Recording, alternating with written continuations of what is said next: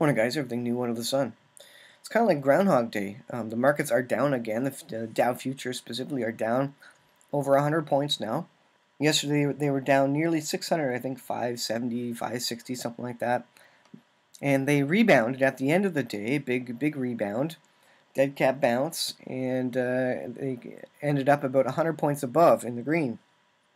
Dow futures are down again. The stock markets are having a lot of trouble staying, keeping their head above water, which is interesting.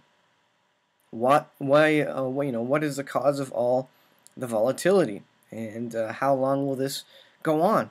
Is the market really trying to correct properly, and the big banks are just propping it up? What is going on? Well, there's a lot of stuff going on. Dow is set to open lower following Tuesday's big turnaround, it says. A couple of headlines here. Let me see where I want to go here. This is zerohedge.com, and look at the headlines. Just two headlines here. Tremendous wall of worry sends U.S. futures lower as China, Europe rebound. We've come upon a tremendous wall of worry for U.S. stocks and stocks around the world. And you have all these geopolitical events. You also have Donald Trump speaking about the Federal Reserve. We're going to take a look at that. Look at this, Deutsche Bank. This is one of these banks that is in serious trouble, effectively worthless, bankrupt.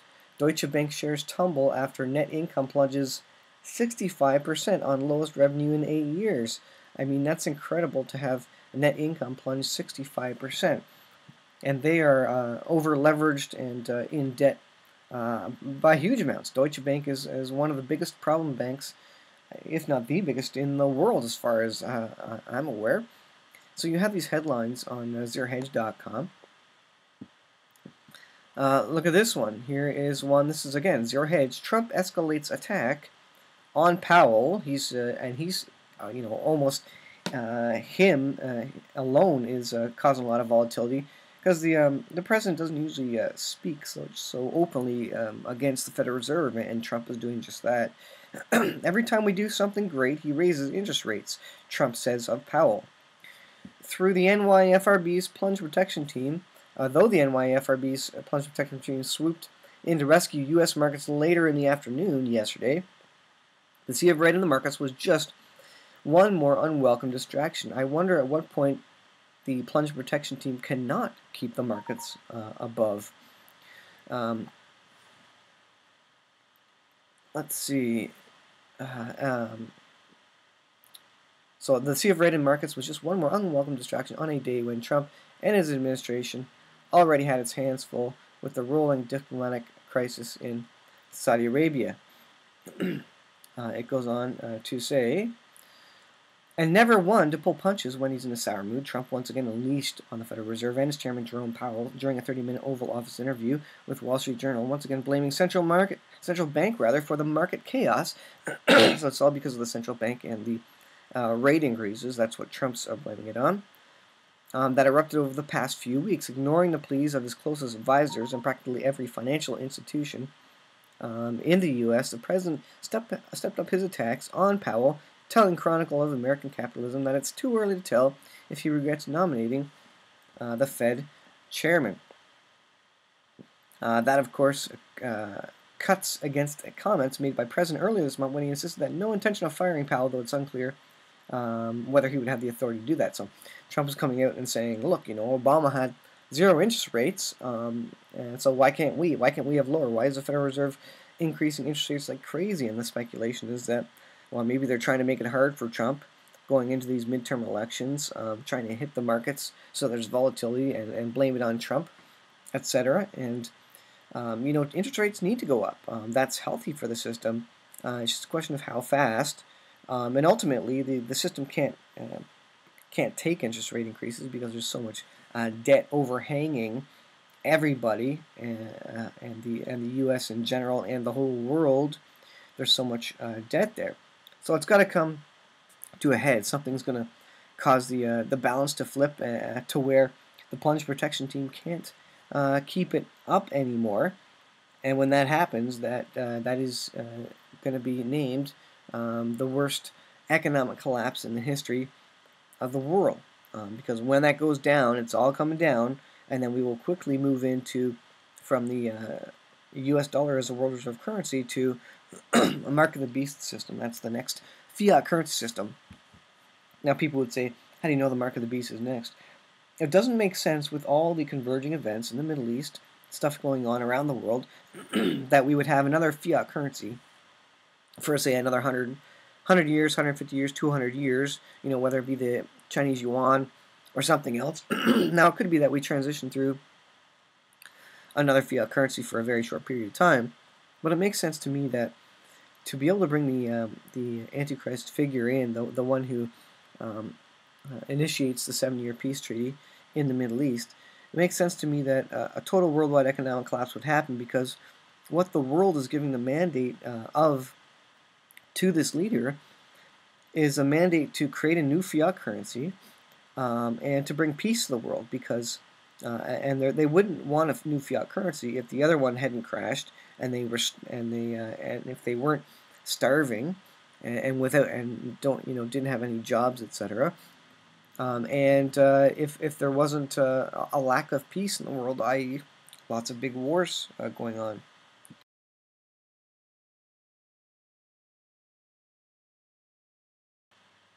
So that's why I think the economic collapse is not only near, but required to roll out the other prophetic end time events. I did a whole video yesterday about the timeline and the reasoning, that the proof texts that I see as being indications that this is how it's going to play out. This is the order of events.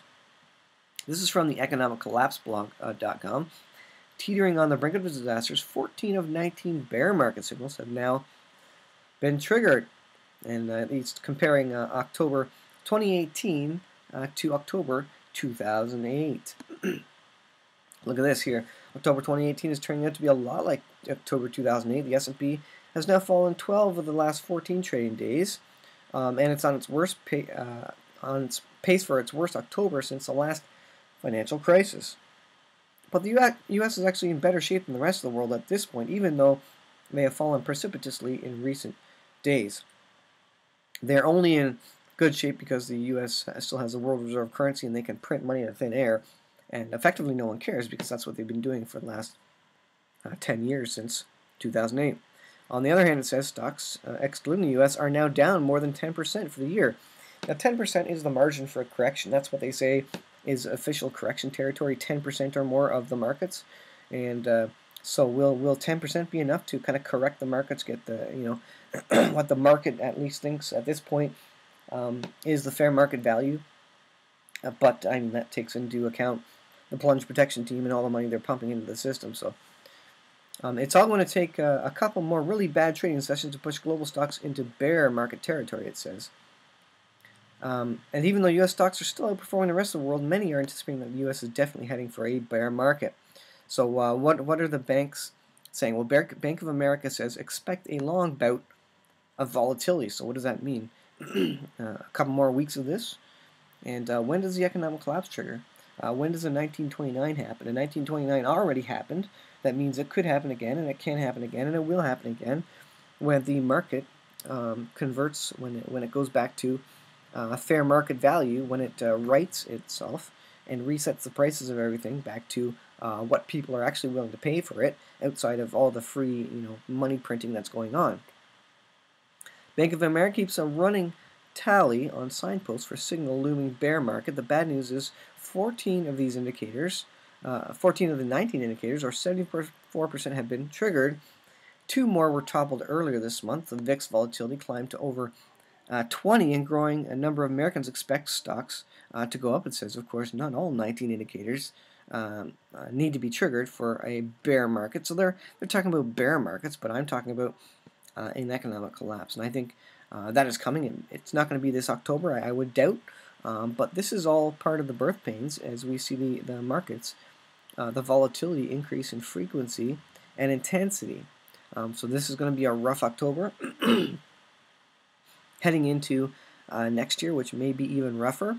And then, the year after that could be the timing of the collapse. But I kind of doubt that it's that close to what I think is the start of the 7-year tribulation. And I would think it needs to happen a year before That because we have some prophetic wars to occur, they have to be fulfilled, and they need time to play out, and the economic collapse needs time to play out. So at this point, I would kind of just a pure guess on my part, kind of expect the economic collapse to happen next year, but we'll see how it is. And of course, I'll get commenters saying, "Well, you guys always say the economic collapse is next year," and that's what everyone thinks it is. That's because the markets are so volatile and the debt is so high. And honestly, it's incredible that they are able to keep it going, and that the rest of the world doesn't care how much the U.S. is printing out of thin air. The U.S. Has the world's reserve currency. They are the only nation in the world that is able to print money out of thin air on printing presses and not have the value of their dollar completely implode. Only the world's reserve currency country has the power to do that. And as long as other countries aren't complaining and aren't putting up a fuss and aren't doing anything about stopping the U.S. from printing money, then it stays that way until one of the other countries in the world, and China's getting near to that point, so is Russia, until one of the other countries in the world says, that's it, we're not going to let you print money out of thin air, that's not fair, and they start trading in dollars outside of the U.S. dollar. That's really the trigger point. It's a trigger point when another country says that's it, or a significant geopolitical event like a war happens, and that could change the tables as well. Auto dealers around the country are seeing noticeable drop in sales, customer traffic in showrooms. You see a decrease in business opportunity and economic conditions. We are definitely seeing business pull back, it said Scott Adams, owner of Toyota dealership. So people are buying fewer cars, they are running, and they have less money. Every time the Federal Reserve goes through an interest rate cycle, it causes big problems for the economy, and that's exactly right, because it's starting to put stress on the economy. That means companies pull back, they stop investing. It says, and this is something that President Trump alluded to during a Wall Street Journal. He said, and this is part of the quote we watched, every time we do something great, he raises interest rates, Trump said, adding of Powell, saying that Powell almost looks like he's happy raising interest rates. The president declined to elaborate, and a spokesman for the Fed declined to comment. So I think he's suggesting that there could be some collusion, could be some agreement there on the Democratic side to raise interest rates to make Trump look bad, to raise them fast. No matter what Trump does, disaster is inevitable if the Federal Reserve continues to raise rates, and that's true, because all the people with mortgages, me included, may not be able to handle the interest rate raises that the Federal Reserve is implementing. And so if you raise it too fast, too far, you're going to effectively collapse and start causing foreclosures and bankruptcies, etc. So this is what can you say? We're going to watch the markets again today, see where it goes. The futures are now down only 10 points, so we'll see where this goes today. But it's interesting to watch, and I think it all plays in, and I think it all is part of the bigger end-time prophetic picture where we see birth pains happening. The markets aren't going to collapse in this month. I wouldn't think so. If they did, fine. Bring it on. But I don't think they will. I think we're going to see birth pains first, increasing in frequency and intensity of collapses. When is the big collapse going to happen? None of us know. But like I say, we're going to see some greater volatility and greater volatility and greater volatility until the timing is right in God's timing, in His prophetic timing, according to His plan.